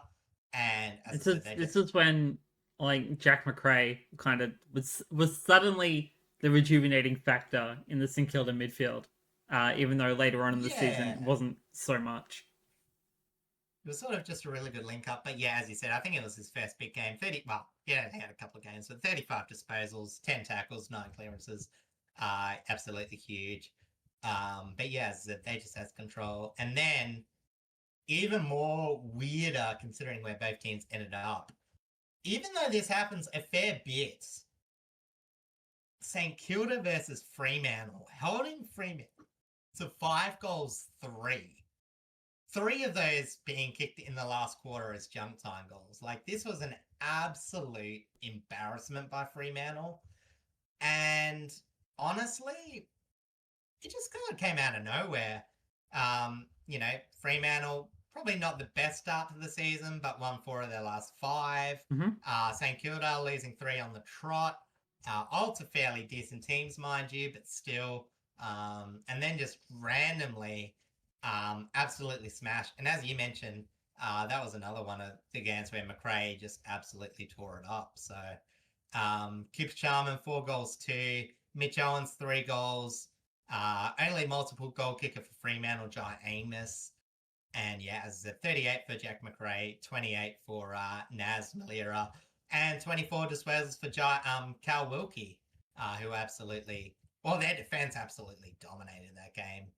And yeah, as I said, the only Fremantle players over 20 disposals were Matt Johnson and Luke Ryan. So yeah, Fremantle absolutely missing. It was just when you look at the inside 50s, 61 to 34, no wonder the Freo defenders had most of the ball.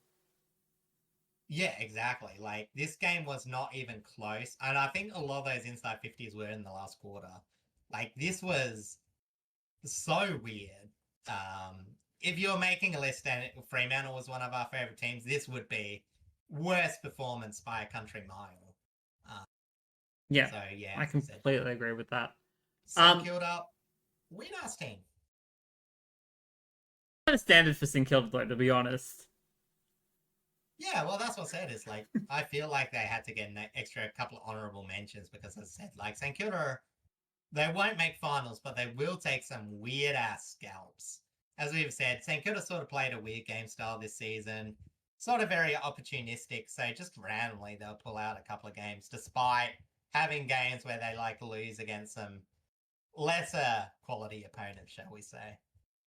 Before West Coast. Before I touch on the last WTF kind of game of the season, I just want to bring up a couple of honorable mention moments from games throughout the season, like Harry Sheasel breaking the all-time VFL AFL disposal record, Bailey Dale getting 49 disposals against the Bombers, and just kind of just other moments like that throughout the season. The ones that are more individualistic achievements rather than wholesale team achievements, but are still very cool things to have noted that happened in this season. And this one, granted, the next one I'm about to mention isn't AFL, more AFLW, but the fact that they continue during this season of the AFLW, they continually broke the all-time scoring record per team. Yeah. I'm pretty sure Port Adelaide did it twice. Like, that's before being beaten by North. Yes. That's like both sides of the sport steadily improving massively in terms of both individualistic and team outputs, and I think that's really good to see. Yeah. Also, Ash Riddell obviously beating the disposal record twice as well. Yes, breaking her own record. Monster. Sounds about right. And then our last weird game of 2025 we want to talk about, one that I only just added because it was kind of weird, was Hmm. Richmond's win over the Gold Coast Suns in round 6. At this point in time, the Gold Coast Suns were on their huge 5-game win streak. They showed that they really meant business for this season. Richmond had only beaten Carlton at this point in time, and were kind of just starting to slowly go back down. Granted, we had fairly tough opponents in the first half, Hmm. so there were expected losses considering where we were. Um, Tough but opponents in Port Adelaide and St Kilda. at the time, both teams were fairly decent. Yeah, I know. Um, Port weren't near at full strength back then too. So yes, that's also true. But so no one was expecting going into this game. Granted, it wasn't Marvel, and you all know, Damien Hardwick and his opinion of Marvel. hmm. Um, the fact no one went into this game expecting Richmond to win. Everyone, Hmm. everyone kind of went into this game expecting Gold Coast to absolutely thrash us. And the fact that what came out of this game was a huge, huge third quarter performance, and managed to just hold on in that last quarter because it was getting pretty dicey towards the last 10 minutes. Um, it is insane. And granted, grand scheme of things, probably didn't change all that much in terms of trajectories of the season, but the fact that it showed that we could hang with the best, even if we didn't have that kind of experience, or time to gel with all of our newer players as of yet, is a huge credit to the work that had been done in the off season. Yeah, and exactly. And as you mentioned, this is a game too where you sort of expect the younger team that's trying to hold up the game. They slow the game down. Just sort of reading the match feed that made some of those comments, but you know what I mean. It was just they held up. It was mature football for a young side. Um, and as I said, Gold Coast got their efficiency up. They almost got back in by some pretty good kicking. As I said, their inefficiency for the first 3 quarters just cost them. And yeah, as I said, Richmond were able to hold up pretty well. I also didn't put this game in because I wasn't too sure. I assumed you're going to put the Carlton game as your best game, but I thought, just in case, You were pretty much I just leave correct. it You on read there. me pretty well. Yeah. So, But no, and not um, to mention as well, one of Nick Vlauson's best defensive games of all time oh in this yeah, one. 27 disposals, 13 marks, 7 intercept marks, 15 intercepts overall. He was crazy this game, and honestly, I'm still he surprised had he to has lead. not been All Australian. Yeah, I reckon he deserved it this year. As I said, a lot of people 15 intercepts for that game, um, and still having 3 score involvements, which is nice, I guess. Yeah, that's pretty, pretty massive. Yeah, it 7 really. intercept marks. There we go. Yeah, there you go. Yeah, this is such a weird season in a lot of cases. Mm. And I'm sure there are plenty of other games we could go through and kind of highlight the Oh same yeah, sort of things. I definitely know there's a ton of games for um for the Giants that were kind of very much like that because they had a very topsy turvy kind of season. yeah, they Um, did. I think um the Dogs had some very similar games as well. They again the past couple of years Oh they've kind of always been a little topsy turvy, even though we know they yeah. have some insane talent. It's Honestly, just it so is weird the all team around. preview that I am looking forward to doing the most, just because. And I don't want to rub salt into the Bulldogs, but the aberration of some of the Bulldogs' offensive and midfield stats Hmm. not to be a top 8 team is pretty amazing.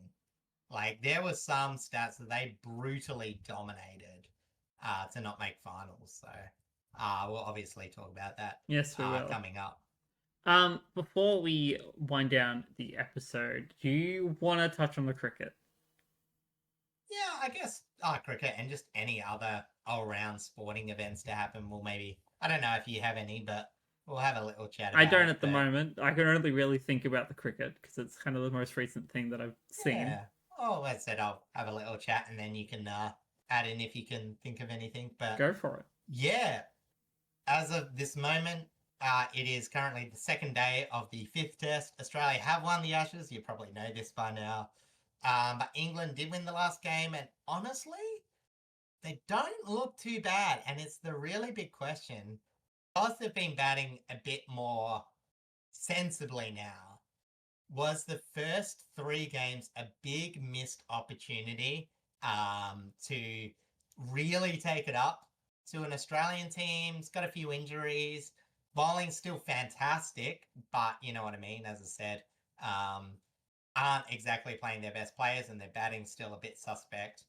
Have they really made the most of their opportunities? And honestly, it's so hard to tell because one, Australia did win completely, and it's hard to really press in the screws because Australia, they're sort of looking to the future. I think with some of the moves they've made in the last two tests. The last test, obviously, being the pretty inexcusable 2-day test, if we're going to be honest. It was an absolutely, was it 9 millimeters of grass on the MCG? The ball was swinging more than anything. Both teams had an absolutely terrible first innings. But then England, to their credit, sort of batted it out fairly well and ended up taking that game. As I said, just Australia throwing their wickets away was pretty poor. And yeah, and as I said, on the flip side, England, air bowling, we thought Archer was going out, then Cast, he continues to get wickets. Not the most economical bowler going around, but Josh Tongue, I think, has been fantastic. Ben Stokes continues to just get the wickets needed. As I'm speaking, he's got both the wickets of Weatherald and Labuschagne in the live. I think it is stumps now, so the game's finished. Not game's finished. The day is finished. Travis Head batting on 91, just short of his century, with Michael Nisa, the night watchman. So yeah, it's just so weird because Australia's been pretty cocky without really being good. And I mean, okay, their bowling's been absolutely fantastic, but yeah, now the English is batting, like, I reckon they'll at least take home that they've got shades to reformat, readjust. Bethel looks pretty solid. As I said, Tongue looks absolutely fantastic if he stays healthy. Stokes can still take wickets. They'll get Archer back. Woods is probably a lost cause, but if Carson Atkinson can do all right, they're playing Potts just to see how he goes. He didn't look too flash, but as I said, there's something to be said about them. And yeah, I don't really like how Australia's approached this last test. All pace bowlers bowling Cameron Green and Bo Webster. Cameron Green, I think, probably should have been dropped at some point. Not doing much with the bat, only doing a bit with the ball. And Bo Webb, it's just going to make it a very slow game. And that is the one downside. As much as the 2 wickets, bad for cricket, only 2-match game. Man, the SGCG can just be a boring batter's ground. I know it's not the worst ground for it, but it's always the thing where it's in the summer. It's always the one where you're most likely to bat out for a draw. There's always going to be a couple of days of rain. Thankfully, it just seems to be the one, what do you call it?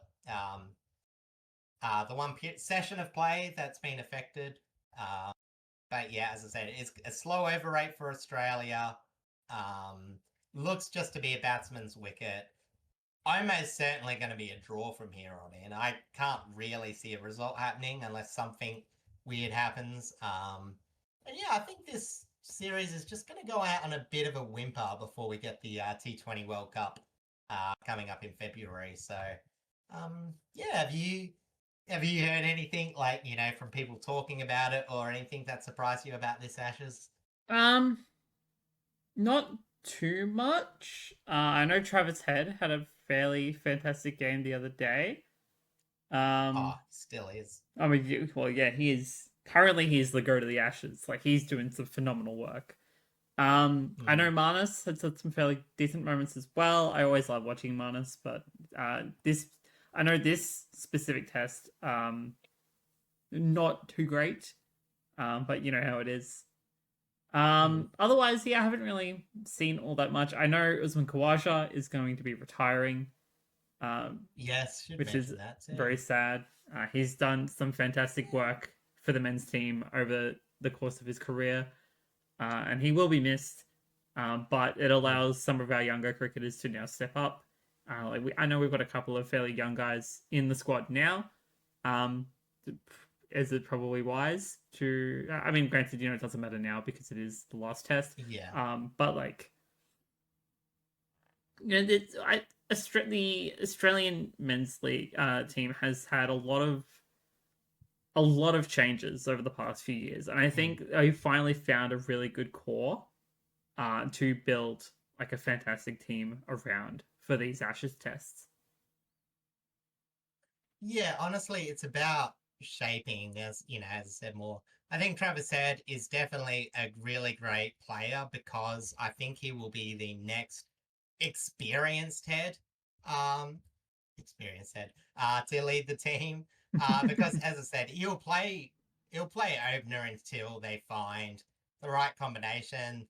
I think the jury's still out on Weatherald, but they've got so many batters that are like on the fringe of an opening partnership. Labuschagne, as I said, sort of on a bit of a redeemer after having a pretty horrid year last year. So, as I said, we'll take the game out of it. We'll take the pace out of the game. Solid defensively, can still get fours occasionally. And I said, just having that Carey as that wicketkeeper batsman. So, if you can work out the all rounders, whether it's going to be Green, whether we go to Webster, and he has said even Nisa as a pinch hitter, very underrated player, Michael Nisa. Um, Obviously hasn't had as many first class games as he probably should, Mm-hmm. but fantastic to watch in the Big Bash. Great to see him when he plays ODIs, and has now got a couple of really nice Test match under his belt. So, yeah, as I said, we've got plenty of bowling stock. Should have the next spinner in Todd Murphy. Hopefully he gets a bit more opportunities, despite him being pretty harsh not to feature in this Ashes series. So, yeah, but as I said, honestly, I still think in the future I can still see the argument for England being a better side overall. But yeah, they just got to sort out their bowling. It's just a shame that what should have been a fairly even Ashes just ended up into a quick victory for Australia. Yeah, I know some of the Ashes tests over the past decade or so are normally very even. I think there's been like 1 or 2 years here and there Mm. that have been a little one-sided. But yeah, this year was definitely shaping up to be lot more even than it should have been. And like whilst it does mean that we lose a little bit of that like that good side of cricket when it is more even games. But Mm. also I'm not going to fault Australia winning. Like I'm always a fan of winning it over the English. Yeah, it's like we won and we did it in good ways, partially. But for every stupid England shot, there was like Australia was still doing their fair share of dumb wickets and all that sort of stuff. So it's one of those things where you got to like cool your heels. But like Australia's been doing that. Like they've been not the best team on paper, Yeah, but the best team at getting those victories. And I think we're stretching our luck a bit, and especially as we transition. But the flip side of that is we're getting transition players that experience victories and they experience knowing how to win. And I think that should hold stead for the future, even though, as I said, in terms of the next 3 years, I would still probably take England's side over Australia's. I don't know if that's controversial, but um, yeah, as I said, there's just too many Australians going to be retiring soon. yeah, it's the landscape for the Australian team will change in the next couple of years. But at the moment they definitely have a very solid core to work around. And that, my friends, will do us for this episode. Which, I don't know. I was going to say something, I completely forgot about it. Thank you all so much for coming to hang out with us this week. Our plan is hopefully next week or the week after. We shall see. We will start getting out our team previews for the 2026 season. I'm still fairly, I wouldn't say fairly busy, but like I'm still very much adjusting to my new work schedule and sleep schedule and stuff like that. Like I'm doing okay, but it's a hard process trying to sleep during the day, especially during summer. I pick the worst time to do it, genuinely. But It's so hot. when I know it Yeah. sucks. Like my apartment does keep the cold air in really well, but it's still not exactly like enough because it's also like the whole body clock situation and stuff like that. But yeah, we're gonna get as much done as we can, and we're gonna get the episodes out before preseason starts. So stay tuned for that. Are you up to much for this upcoming week? Not so much this upcoming week, but I am going on house sitting duties. So you might see a change of scenery in the next couple of weeks. I will take my microphone, so it shouldn't impact the episodes. Excellent. I'll let you know if I don't. I'm also letting Blaze know now because I haven't actually mentioned that to him. No, I mean it won't make much of a difference, I don't think. So we should be alright. Yeah, as I said. So my aunt's got a new dog. Fortunately, their one last year sort of passed away. If you've seen my Instagram and my pet house sitting pet collection, there'll be another one to add. So as I said, I'll be doing that down the beach at Rockingham. Always love it because, as I said, they live right next to the beach. Get a bit of sun, get a bit of a swim, and get to meet the new doggo. A bit bigger. Is an adopted one, so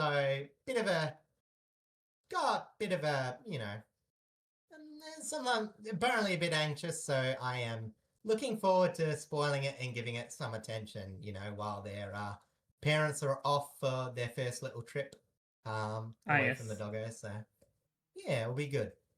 I'm thankful that they trust me because I'm not someone who's grown up around dogs, and but I always try my best. I like to think I get on well with animals, and as I said, I always like doing it. And as I said, prime location near the beach, I will enjoy that. Excellent. I don't have anything in particular coming up this week. Thankfully, Tuesday, Wednesdays are my weekends, so I'll get to finally rest and catch up on actually some podcast work because I haven't had a chance to really dive deep into our team previews as of yet.